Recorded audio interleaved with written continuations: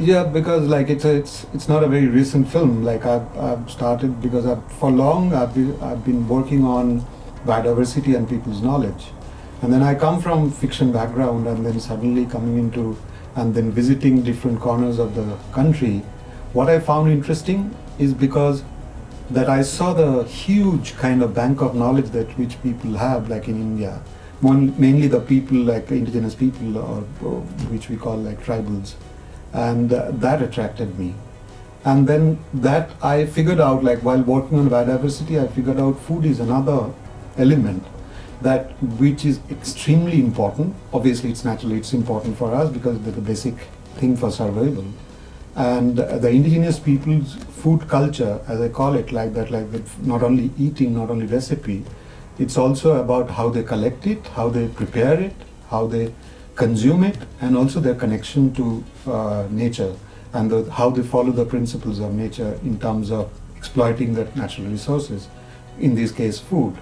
So basically that interested me in coming up like with this idea of looking at these whole practices through the gateway of food and see their connection to nature. And then that's the film I'm talking about. Like that's the film, the main concept of that, how their regular food consumption practices, collections and all these are going along with the sustainable practices of the food resources.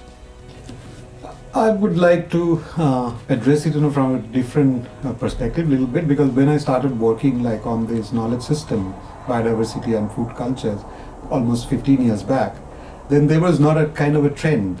It was a very personal interest, like that I found that these are the kind of the spread knowledge that we should really attend to, which is completely ignored totally all over the world, I guess. Like in my case, like I was looking at indigenous knowledge system. And definitely like that what is happening now, I would say that this idea of like interest in indigenous knowledge system, indigenous people, came much later. And even now, I would say the established and the institutional knowledge system really don't attend or really connect to this kind of practices. So it is extremely important that like now or later, or even as soon as we should start, really having a dialogue between the system and the so-called scientific knowledge system, and then the formal structures and all this. It's definitely important. And I don't know about not only Jharkhand thing, and also I would like to look at it that way. It will benefit all of us. Not singling out only them, it's also for us itself. We should really look at these practices, because when this climate change and all these environmental disaster is like so visible, so we should look at their sustainable practices, which is very natural, very basic.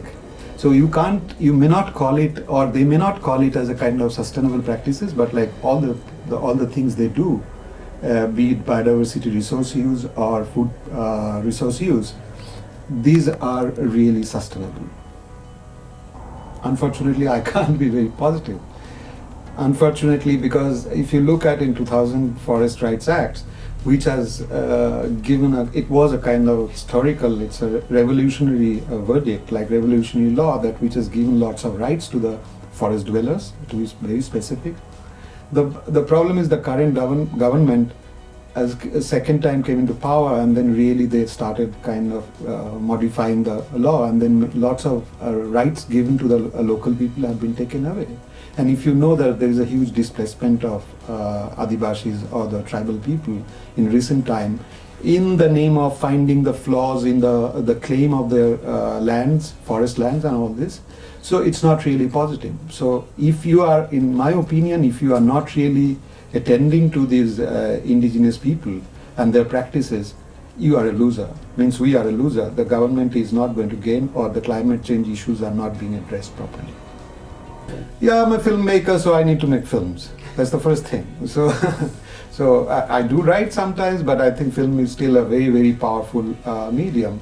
And then what I've been trying to say, I don't know in a large scale that how it is impacting. Like for me, that now coming here and talking to you guys and then screening my film here, where lots of students, researchers are here, and then looking at these kind of marginal practices, if I may say, that which are not being recognized. that's an advantage, that like you can somehow communicate these messages to these people that who are new to this kind of practices. So yeah, definitely it is extremely positive that like that you can use your medium and then communicate, percolate these kind of messages. Hopefully that will, my whole intention of working on these in various forms using videos is basically generate a dialogue between these two systems, that which we call scientific system or which we call non-scientific system, which as we termed it. So I am trying to work on that, like hopefully that generates certain kind of positive impacts.